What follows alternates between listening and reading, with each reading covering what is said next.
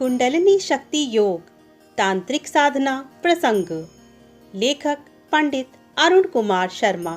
अब तक हम इस पुस्तक के 1 से लेके 5 तक अध्याय जान चुके हैं, तो आज के वीडियो में शुरू करते हैं अध्याय 6, तांत्रिक मंत्रों की शक्ति और कुंडलिनी साधना में इनका प्रयोग।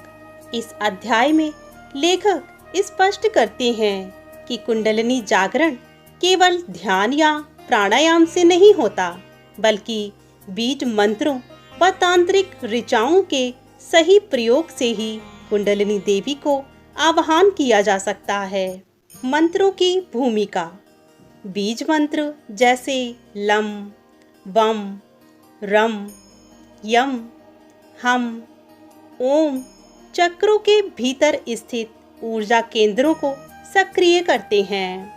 कुछ मंत्र विशेष देवियों के नाम पर आधारित होते हैं, जैसे ओम, ह्लीं, श्रीं, क्लीं, चामुंडाय विच्चय, जो शक्ति की विशेष अवस्था को जागृत करते हैं।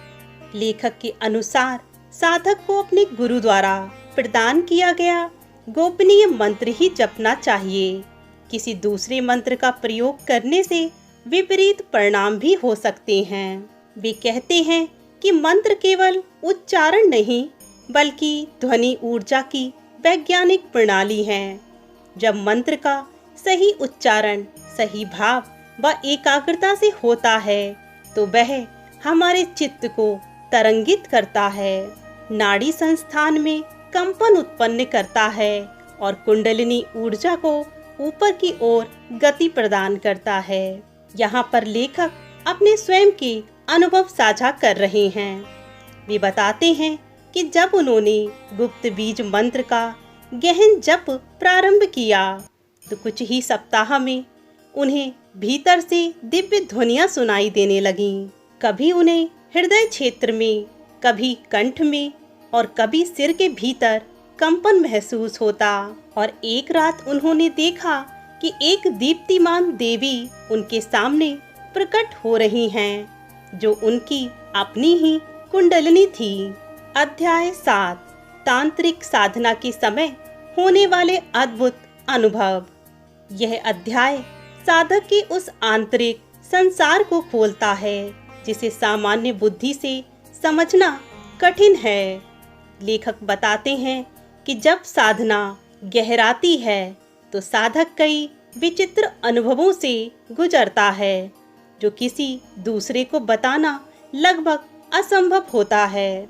साधना करते समय लेखक को प्रतीत हुआ कि वे अपने शरीर से ऊपर उठ गए हैं और ऊपर से स्वयं को देख पा रहे हैं। उन्होंने ध्यान के दौरान अपने पिछले जन्म के कुछ दृश्यों को भी देखा और यह अनुभव उन्हें कपा गया। वे बताते हैं कि कई बार तो ऐसा हुआ कि बिना जप के ही मंत्र भीतर से गूंजने लगे, जैसे कोई अंदर से बोल रहा हो। आंखें बंद होने पर भी तेज रोशनी और कभी-कभी भीतर से ओम जैसी ध्वनि निरंतर गूंजती रही। अध्याय 8, कुंडलिनी जागरण के बाद जीवन में परिवर्तन। इस अध्याय में लेखक ने बताया है कि कुंडलिनी जागरण के बाद उनका जीवन पूरी तरीके से रूपांतरित हो गया। ये केवल ऊर्जा या चमत्कार नहीं था, बल्कि उनके व्यक्तित्व, सोच, व्यवहार व आंतरिक दृष्टिकोण में आमूलचूल परिवर्तन आया। जैसे बाहरी परिवर्तन, शरीर अधिक तेजस्वी व रोग मुक्त हो गया। नींद कम हो गई, लेकिन थकान कभी भी नहीं हुई। भोजन की मात्रा उनकी काफी कम हो गई और स्वाद की आवश्यकता खत्म सी हो गई। अब आंतरिक परिवर्तन का यहाँ पर वर्णन करते हैं। उनका मन पूर्णता स्थिर, जैसे हर परिस्थिति में साक्षी भाव वाला हो गया। क्रोध, भय, मोह, वासना सब विलीन हो गए। लेखक दूसरों के मन के विचार बिना कहे ही स्वतः समझ जाने लगे। किसी के दुख सुख को बिना बोले ही वे समझ लेते थे। अध्याय 9, दिव्य दृष्टि और आंतरिक बोध का जागरण। इस अध्याय में लेखक के उन अनुभवों को उजागर करेंगे जो कुंडलिनी जागरण के बाद तीसरी आंख आज्ञा चक्र के पूर्ण सक्रिय होने से उत्पन्न हुए।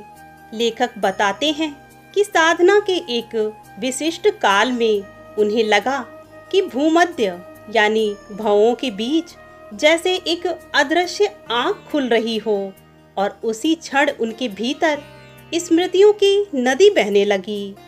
अदृश्य जगत, जिसे सूक्ष्म लोक कहा जाता है, उसके दृश्य प्रकट होने लगे और कभी-कभी उनकी आंखें बंद होते ही भविष्य की घटनाएं चलचित्र की तरह उन्हें दिखने लगती।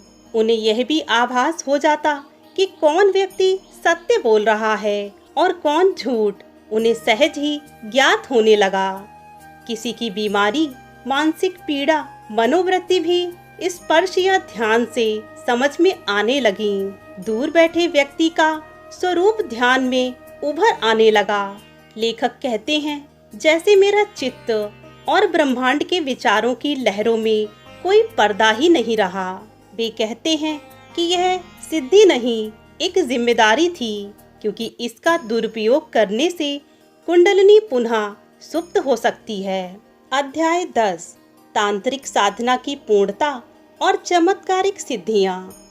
यह अध्याय कुंडलिनी साधना के उस चरण का है जिसे पूर्णता की दहलीज कहा जा सकता है।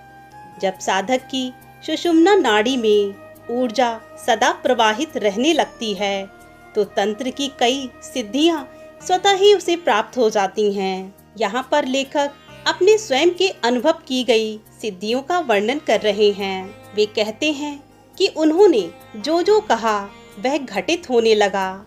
लेखक को यह भय उत्पन्न हो गया था कि कहीं उनकी वाणी किसी के लिए अशुभ न बन जाए। कहीं भी ध्यान लगाने पर वहाँ की स्थिति चित्त में प्रकट हो जाती थी। साधना में अक्सर किसी अदृश्य शक्ति का हाथ सिर पर महसूस होने लगा, जैसे कोई देव या गुरु शक्ति संचरण कर रही हो। लेखक यहाँ पर एक अनुभव बताते हैं कि एक बार उन्होंने एक वृक्ष से प्रार्थना की और वह वृक्ष उन्हें सचमुच में फल देने लगे। यह अनुभव काफी चमत्कारी था, क्योंकि उस वृक्ष पर फल नहीं आते थे। अध्याय 11 ब्रह्मानुभव, आत्मा का महासंगम ब्रह्मा से। दोस्तों, यह अध्याय पुस्तक का शिखर है, लेखक के अंतिम और पूर्ण आत्मबोध का। यहाँ वह क्षण वर्णित है जब कुंडलिनी ऊर्जा सहस्त्रार चक्र को भेदती है और साधक का अहम लय होकर ब्रह्मा में विलीन हो जाता है। यहाँ पर लेखक का स्वयं का अनुभव है। वे बताते हैं कि साधना के दौरान एक रात मेरी देह पूरी तरीके से शांत हो गई। मुझे लगा कि मेरा अस्तित्व बूंद बूंद करके ऊपर जा रहा है। सहस्त्रार चक्र तक पहुँचते ही तेज प्रकाश फूटा और मैं एक असीम प्रकाश सागर में विलीन हो गया। उस समय उन्हें अपने समय व स्थान की अनुभूति समाप्त हो गई। श्वास रुक गई, लेकिन मृत्यु का कोई भय नहीं था। चित्त में केवल एक ही भाव, अहम ब्रह्मास्मि। शब्द, संकल्प, विचार सबके सब समाप्त से हो गए। अब वे केवल कार्यकर्ता रहे। अहंकार का नाम मात्र नहीं था। सेवा, करुणा और मौन उनके स्वभाव बनते चले गए। वे कहते हैं, इस स्थिति में साधक किसी धर्म, जाति या मत का नहीं होता, केवल साक्षी ब्रह्मा का प्रतिनिधि होता है। अध्याय 12 साधक के लिए चेतावनियां और गुरु शरण की अनिवार्यता। यह अध्याय उन साधकों को समर्पित है जो कुंडलिनी साधना की शुरुआत करना चाहते हैं या मंत्र, तंत्र और योग के मार्ग पर निकल पड़े हैं। यहाँ लेखक अत्यंत विनम्रता व करुणा से उन भयंकर खतरे के विषय में बताते हैं जो बिना किसी तैयारी या गुरु के बिना साधना करने पर सामने प्रकट हो सकते हैं। लेखक कहते हैं, कई साधक नाड़ी तंत्र को बिगाड़ लेते हैं, जिससे उन्हें सिर दर्द, मानसिक अशांति, पागलपन तक हो सकता है। कुछ लोग कामना या सिद्धि की आकांक्षा से साधना करते हैं, जिससे ऊर्जा नीचे की ओर गिरने लगती है। कई लोग कुंडलिनी जागरण को शक्तिपात समझ लेते हैं, परंतु जब ऊर्जा बेकाबू होती है तो वह शरीर और मन को जला देती है। वे कहते हैं, बिजली को छूना है तो इंसुलेशन चाहिए, नहीं तो वह जीवन नहीं भस्म कर देती है। लेखक यहाँ पर गुरु के महत्व को उद्घाटित करते हैं।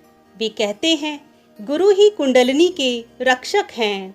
जब साधक अनजाने में गलत दिशा में जा रहा होता है तो गुरु ऊर्जा का मार्ग मोड़कर उसे बचा लेते हैं। कई बार तो साधक को समझ ही नहीं आता कि कौन सी अनुभूति सही है या भ्रम है। उस समय गुरु का मौन भी मार्गदर्शन बनता है। लेखक कहते हैं, यदि आपने किसी योग्य गुरु से दीक्षा नहीं ली है तो कृपया कुंडलिनी साधना का प्रारंभ न करें। यह आग है, जो सही हो तो सूर्य, गलत हो तो भस्मासुर है। अध्याय 13 ब्रह्मानुभव का स्थायित्व और तांत्रिक योग का अंतिम संदेश। यह अध्याय पुस्तक का अंतिम व अत्यंत गूढ़ अध्याय है, जिसमें लेखक यह स्पष्ट करते हैं कि कुंडलिनी जागरण कोई समाप्ति नहीं, बल्कि एक नवीन आरंभ है।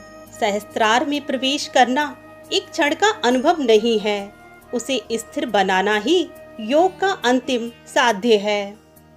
यदि साधक उसमें टिक नहीं पाता तो वह पुनः गिर पड़ता है और वह और अधिक पीड़ा का पात्र बनता है, क्योंकि अब वह स्वाद चखकर भूखा रह गया। लेखक कहते हैं कि साधना कभी बंद नहीं होती। ब्रह्मा के अनुभव के बाद भी उन्हें प्रतिदिन ध्यान, प्राणायाम और मौन का अभ्यास करते रहना होता है। जैसे हृदय हमेशा धड़कता है, वैसे ही आत्मा को भी ध्यान के स्पंदन में जीवित रखना होता है। तांत्रिक योग का अंतिम संदेश सत्य, संयम और सेवा, यही कुंडलिनी को स्थिर बनाते हैं। साधना का अंतिम लक्ष्य दूसरों की चेतना को प्रकाशित करना है, ना कि अपने अहम को बढ़ाना। जो सिद्ध हुआ वह गुरु बन गए, परंतु केवल वही जो गुरु तत्व को आत्मसात कर चुके होते हैं। इस स्थान पर लेखक अंतिम शब्द कहते हैं। वे कहते हैं, मैं नहीं हूँ, केवल एक ऊर्जा है जो आप में भी है। यदि आपकी नियत शुद्ध है और हृदय विनीत, तो वह जागेगी। न मैं मार्ग हूँ न साधन, मैं केवल साक्षी हूँ, और अब यह साक्षी मौन होना चाहता है। अब दोस्तों, जैसा कि वीडियो की स्टार्टिंग में हमने आपसे यह कहा था कि अरुण कुमार शर्मा जी अंत में एक बीज मंत्र बताएंगे। अब यहाँ पर उसका वर्णन करते हैं। वह बीज मंत्र जो उन्होंने दिया वह है ओम ह्लीं क्लीं ऐं। इस मंत्र में ओम का अर्थ ब्रह्मांड की मूल ध्वनि, शुद्ध चेतना का प्रतीक, ह्लीं महाशक्ति का बीज मंत्र, हृदय और अंतःकरण की शुद्धि करने वाला, क्लीं आकर्षण, प्रेम और भीतर की ऊर्जा को खींचने वाला शक्तिशाली तांत्रिक बीज, ऐं सरस्वती शक्ति का बीज, ज्ञान, स्पष्टता और जागरूकता के लिए। इस मंत्र का ध्यान लगाने की या जपने की विधि वे बताते हैं कि एक शांत स्थान पर पद्मासन या सिद्धासन में सीधे होकर बैठ जाएं। अपनी रीढ़ की हड्डी एकदम सीधी रखें। कुछ मिनट तक श्वास पर ध्यान केंद्रित करें और फिर धीरे धीरे मन में या मंद स्वर में जप करें। कम से कम 108 बार एक माला जप जरूर करें। पूरा ध्यान मूलाधार चक्र या आज्ञा चक्र पर रखें। लेखक एक चेतावनी देते हैं कि मंत्र शक्ति है, उसका दुरुपयोग ना करें। मंत्र को केवल आंतरिक शुद्धता और साधना की प्रामाणिकता के साथ अपनाएं। दोस्तों, यहाँ पर यह वीडियो समाप्ति की ओर है। यदि आपको ये वीडियो पसंद आया हो और जरा भी ज्ञानवर्धक लगा हो तो कृपया कर एक लाइक किए बिना न जाएं। चैनल को सब्सक्राइब करें और इसे अधिक से अधिक शेयर करें। वह हमें कमेंट बॉक्स में बताएं कि आप अगली कौन सी पुस्तक या कौन से विषय पर वीडियो देखना चाहते हैं। जल्दी ही मिलती हूँ अगले वीडियो में। तब तक के लिए ओम नमो नारायण।